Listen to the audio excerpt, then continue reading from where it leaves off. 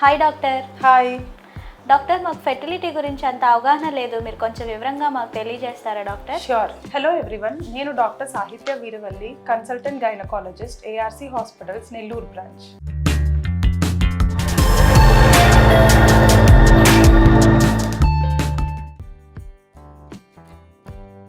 ఆడవారికి గర్భం దాల్చడానికి ఒక ఐడియల్ ఏజ్ చెప్పండి డాక్టర్.